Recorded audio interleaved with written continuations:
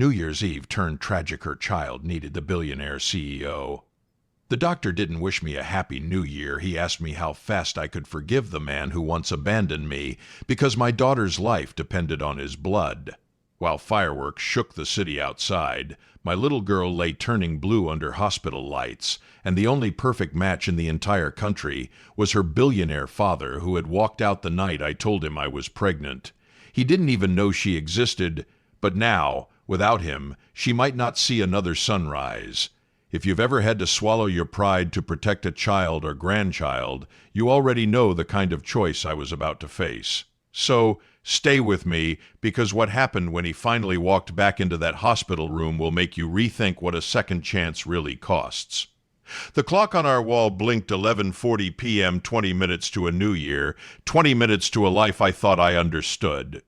Our apartment was small, but that night it felt full. Rachel sat cross-legged on our kitchenette counter, swinging her legs, humming off-key to a song from the radio. Her paper crown was crooked, glitter flaking onto the chipped tiles. We had cheap sparkling cider, paper hats, and a plastic bowl of popcorn that kept tipping over, but to her, it was magic. "Mom, do you think next year will be better?" she asked, pressing a sticker onto her paper cup. I smiled, smoothing her hair. "I think as long as I have you, it's already better." If only I'd known how quickly those words would be tested. At 11:43, she laughed so hard at one of her own jokes that she snorted, and we both doubled over. At 11:44, she reached for her cup. At 11:45, everything changed. Her hand froze midair.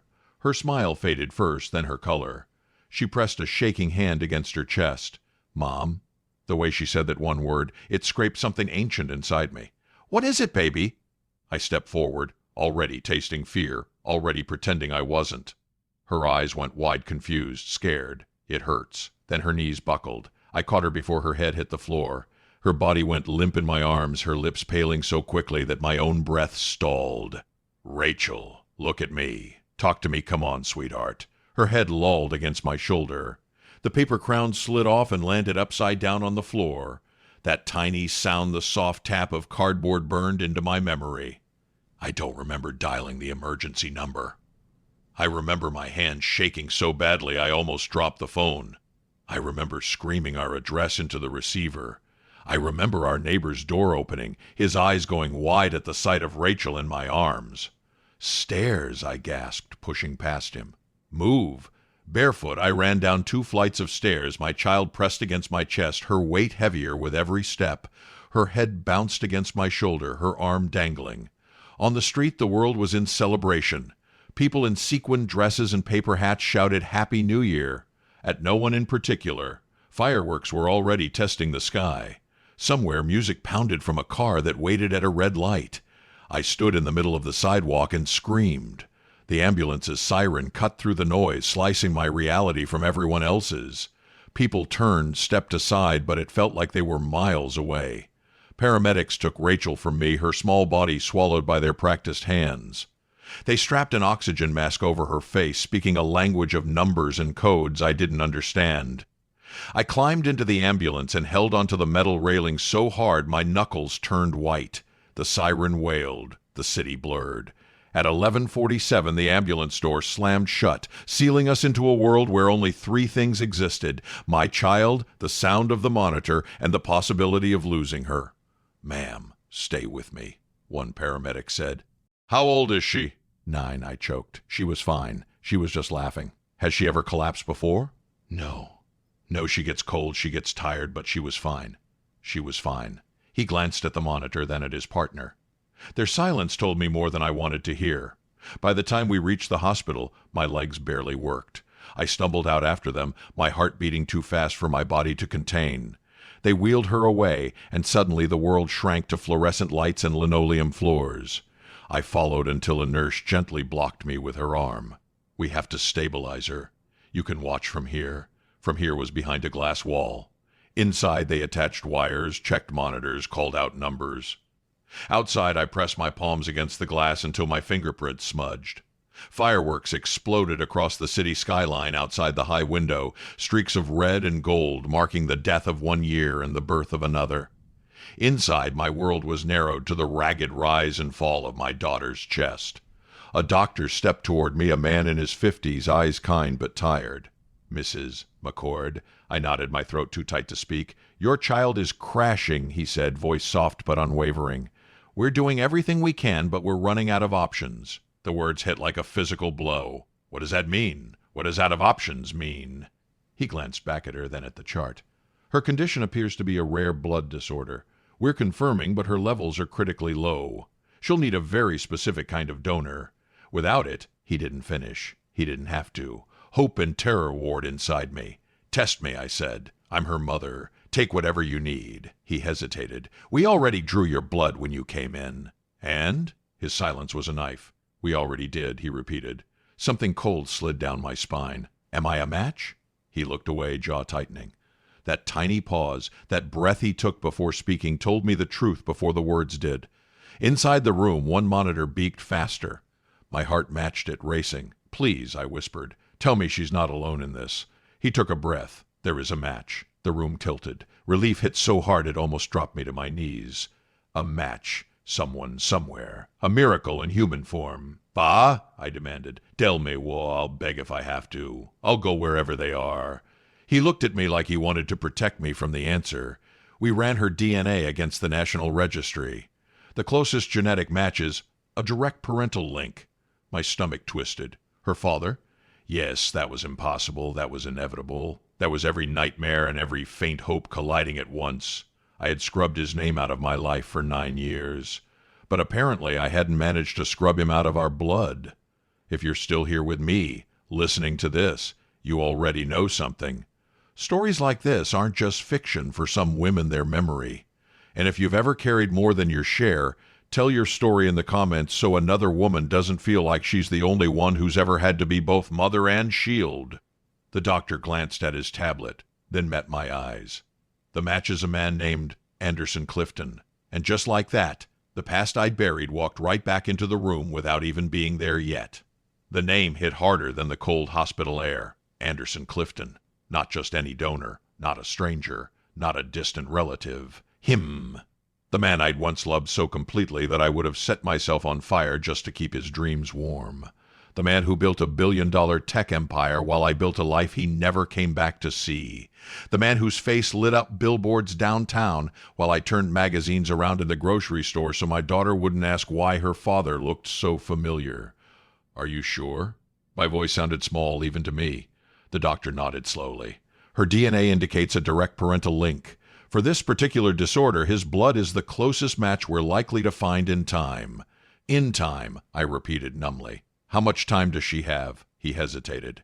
"Oh, maybe less if her levels keep dropping." I turned back to the glass. Rachel looked even smaller under the harsh lights, her hair fanned across the pillow, her lips tinged with a blue that did not belong on a child.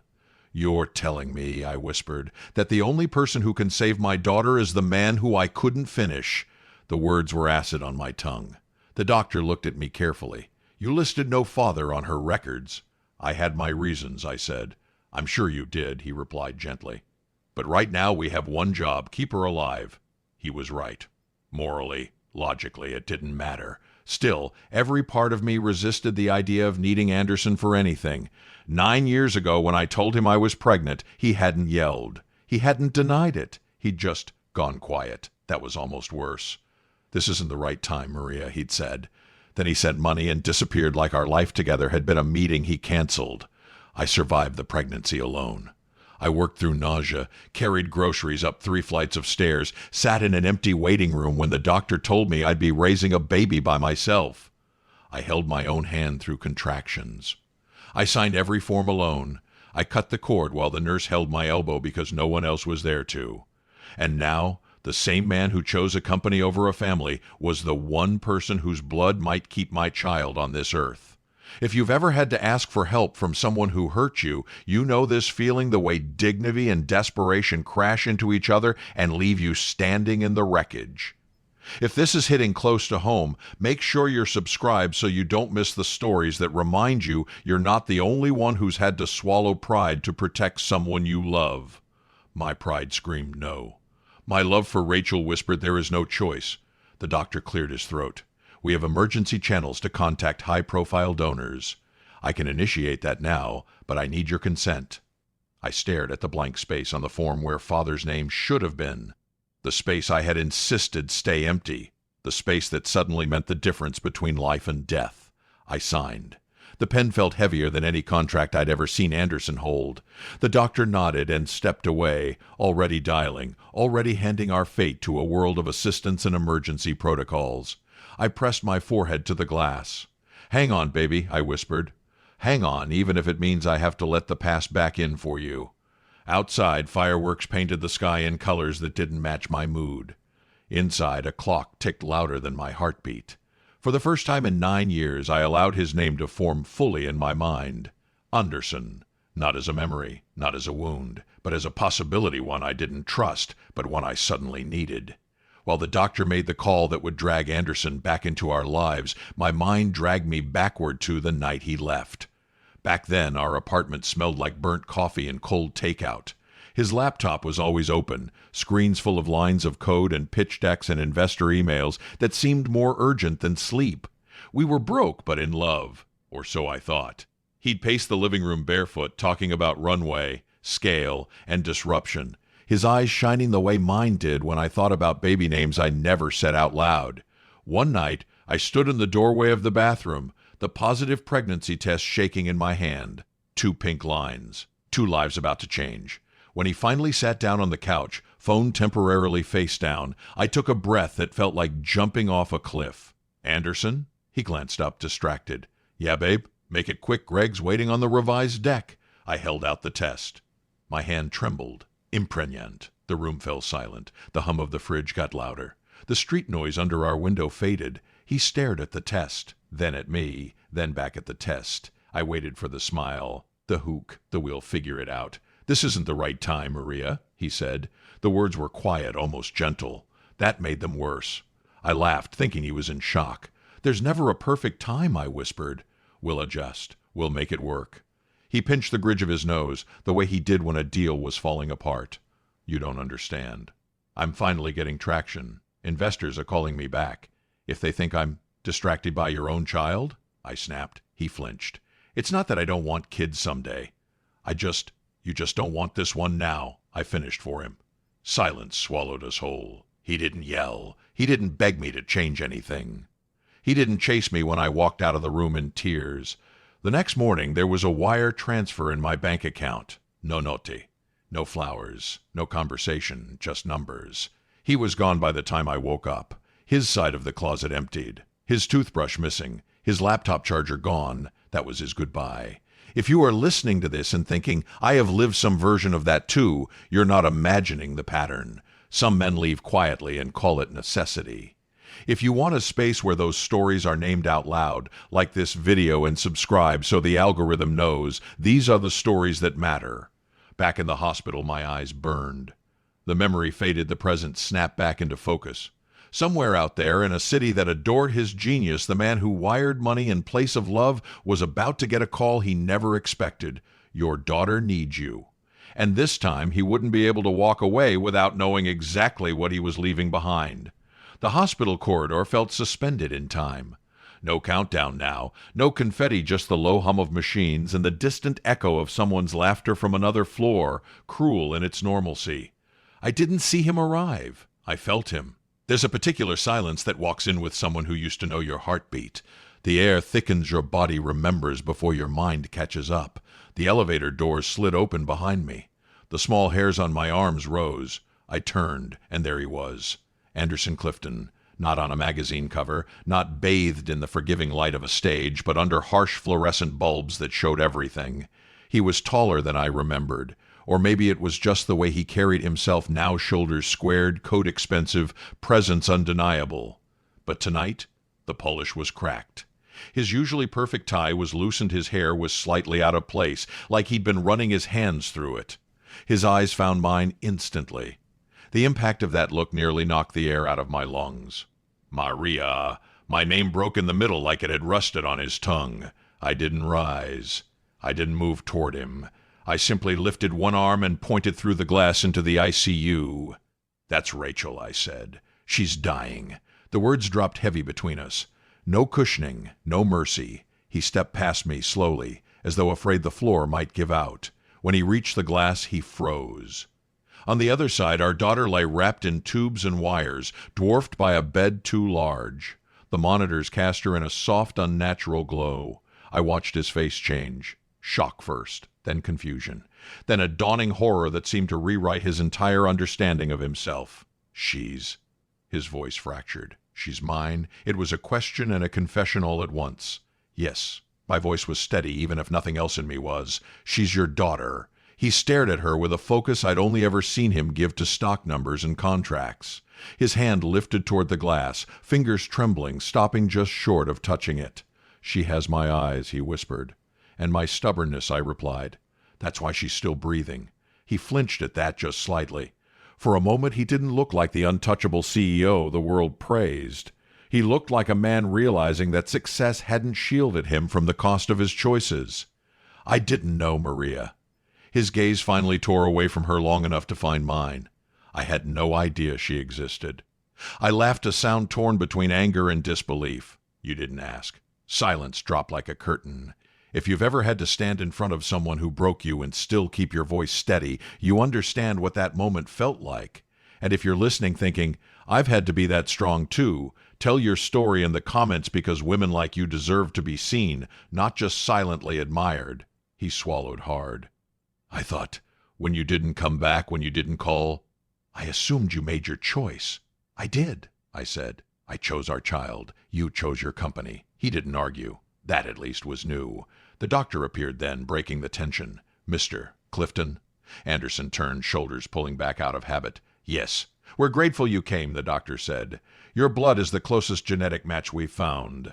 We'll need to run a rapid compatibility panel and then begin the transfusion immediately. Do it, Anderson said. No hesitation. The doctor nodded. We'll prep you now. There's risk involved, but your vitals are strong. I don't care about the risk, Anderson replied. Just save her. The doctor gestured toward the hallway. This way. Anderson looked back at me once more, uncertainty softening the sharp lines of his face. Maria, I raised my chin. You don't get to ask me for anything tonight. You get to give. His eyes shone, but not with the glossy confidence they held on magazine covers. With something rower. Then let me give everything I can.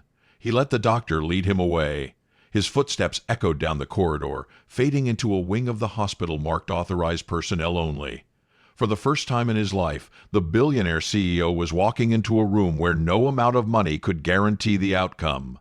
For the first time in our life, together or apart, he had absolutely no control. After they took him, the hallway felt too big, too bright, too empty. I sank into the plastic chair outside the ICU, hands clasped so tightly my knuckles ached. The clock above the nurse's station clicked each second like it was scraping time off my skin.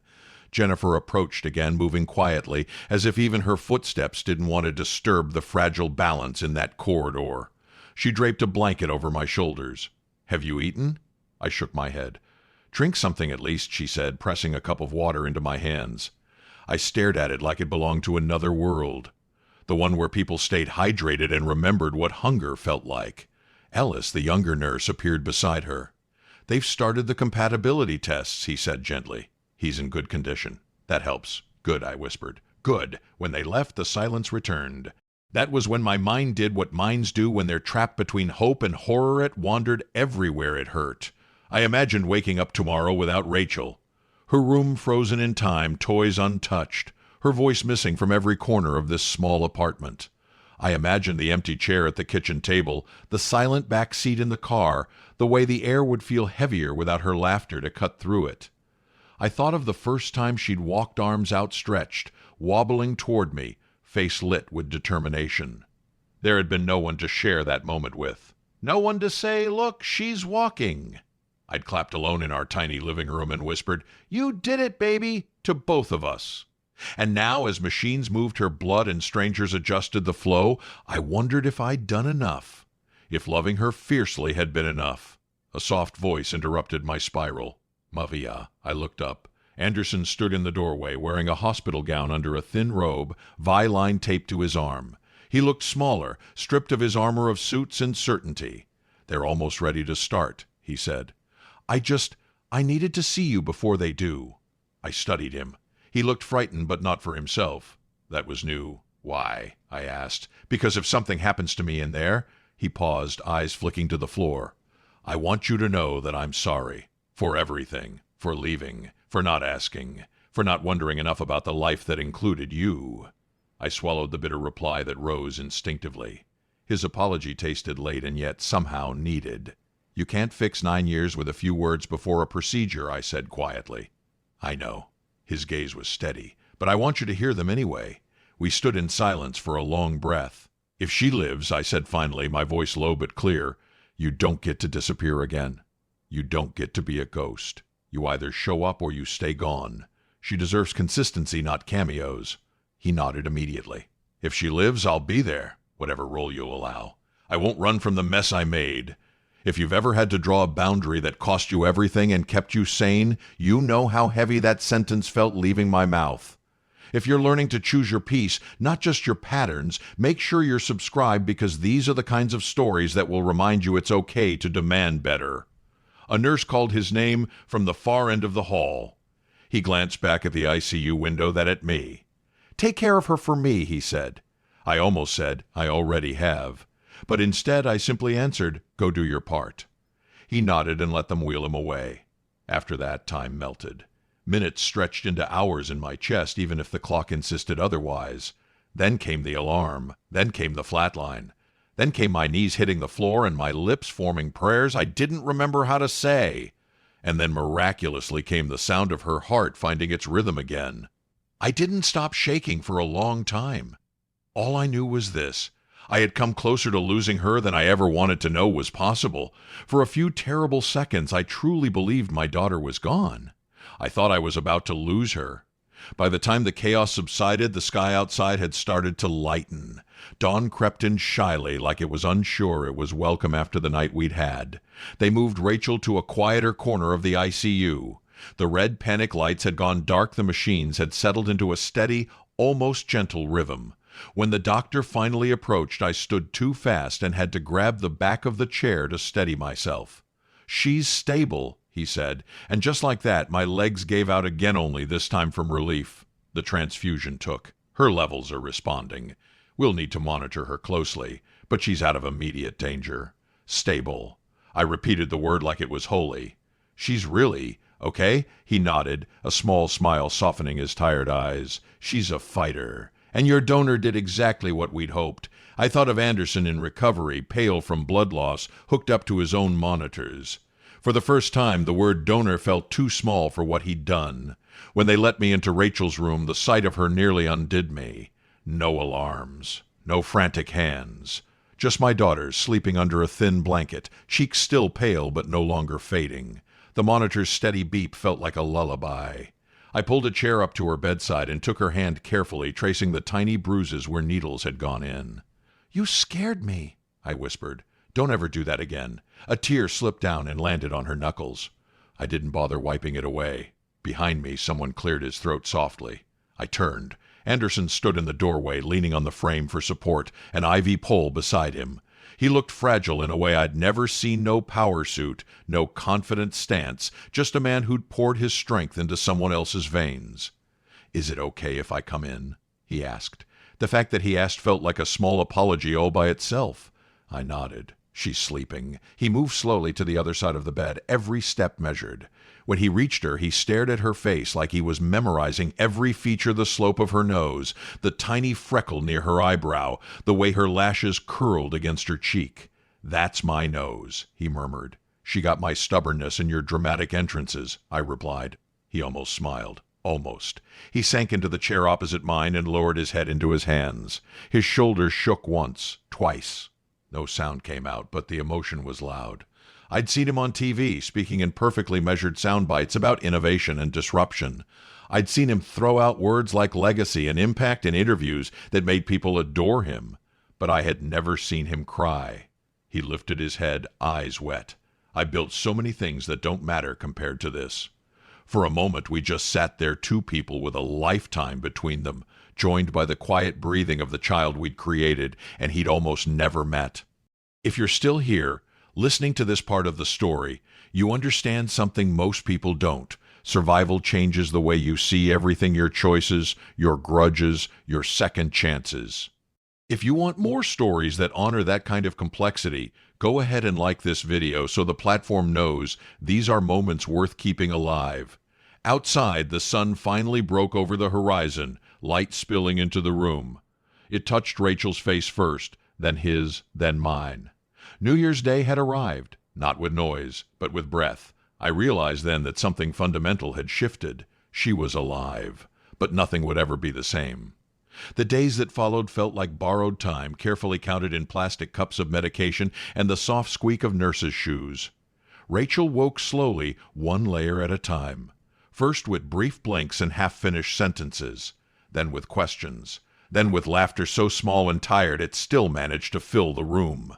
"Mom," she asked one morning, voice raspy, "did I miss the fireworks?" I smiled and brushed her hair back. "You made your own." She giggled, then winced at the tug of the Ivor. "Did you cry?" "Only a little," I lied. She narrowed her eyes. "Mom." "Okay," I sighed. "A lot." She seemed satisfied. Anderson hovered at the edges of her recovery, not intruding, not disappearing. He'd appear in the doorway with a new juice or a coloring book from the gift shop, always asking, "Is this okay?"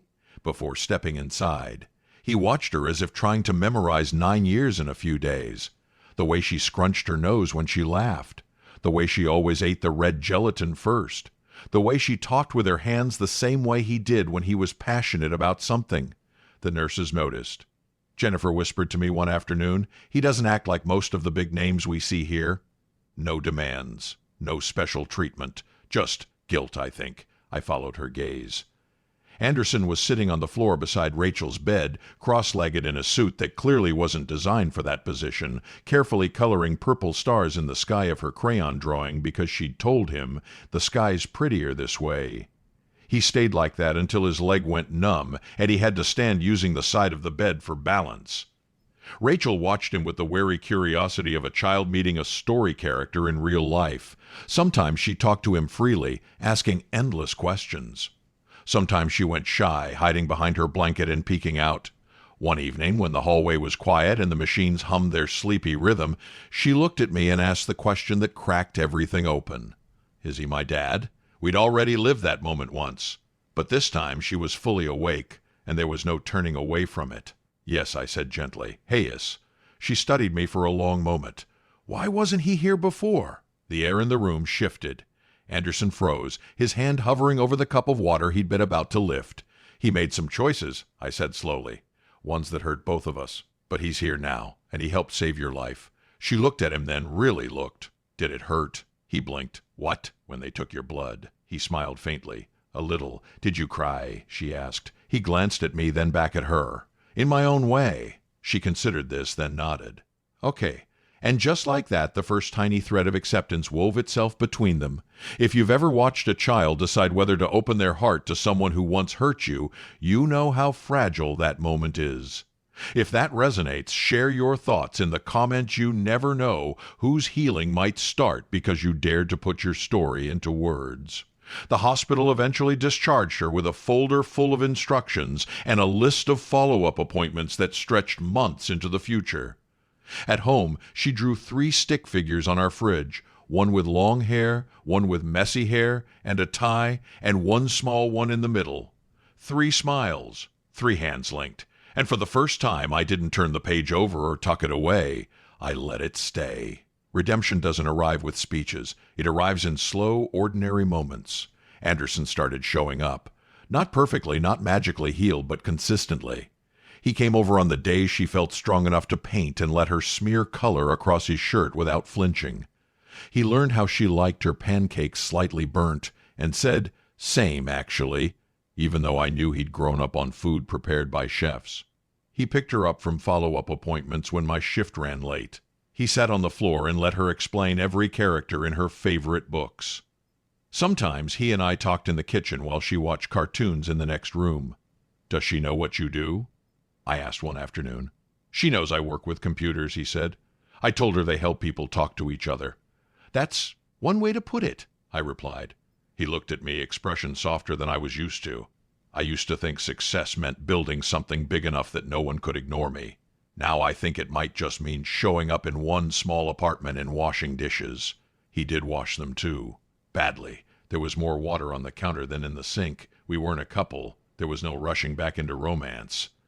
But we were something new co-parents learning how to orbit the same child without crashing into each other. One evening, Rachel fell asleep on the couch, her head in his lap, her feet in mine. The TV played softly in the background. He brushed a lock of hair from her forehead and glanced at me. "Thank you," he said quietly. "For what?" "For not shutting the door completely," he replied. "You had every right to. I looked at my daughter safe and warm between us." "I almost did," I admitted. "If it weren't for her, I would have," he nodded. "Then thank her." I did, every day. And slowly, very slowly, I started to see him less as the man who left and more as the man who came back and stayed. That didn't erase the past. It didn't suddenly heal 9 years of hurt. But it gave the future a different shape. If you're still here with this story, you know that healing doesn't mean pretending it never happened. It means choosing what comes next on purpose. If you want more stories that honor that kind of slow, honest growth, hit subscribe so you don't miss the next one. We're building something tender and true here. One night, as the credits rolled on a movie she'd insisted we all watch together, Rachel reached over in her sleepy days and took his hand without looking. He froze, then intertwined his fingers with hers, as if afraid she might change her mind. My heart clenched. That single gesture changed everything. By the time the year settled into itself, our lives had too. Rachel got stronger. The color returned to her cheeks. The hospital visits became less frequent, then routine, then just check-ins. Anderson never missed a single one. He still ran a company. He still flew to meetings. But now there was always a return ticket. Always a message. "Tell her I'll be back by Thursday." Promise. He stopped sending money as a solution and started sending time instead. Time at the park. Time at her school recital. Time sitting on her floor listening to her talk about the universe the way only children can. And me? I learned how to live with both things being true. He had broken me once and he was choosing, day after day, not to break us again. We weren't in love. Not yet. Maybe not ever in the way we once were. But there was something steadier between us now, a shared commitment to the small, fierce girl who had almost died on New Year's Eve. Sometimes I would stand in the doorway and watch them playing a clumsy game of cards on the coffee table, both of them cheating and pretending not to notice. And I would think, tragedy tried to take everything from us. Instead, it gave us a chance to rebuild differently. Not from innocence this time, from truth. If this story has sat with you, if you see yourself in any crack or corner of it, let this be your reminder. You are allowed to want safety, repair, and joy all at the same time. And if you want to stay close to more stories that honor women who've walked through fire and still choose hope, like, comment, and subscribe so you don't have to walk that healing road alone. New Year's Eve had turned tragic. But as the days unfolded, something stubborn and beautiful grew in the ashes. Not forgiveness, not love, not yet, but hope. And this time, if he walked away, it would break all of us, and I don't think he could survive that either.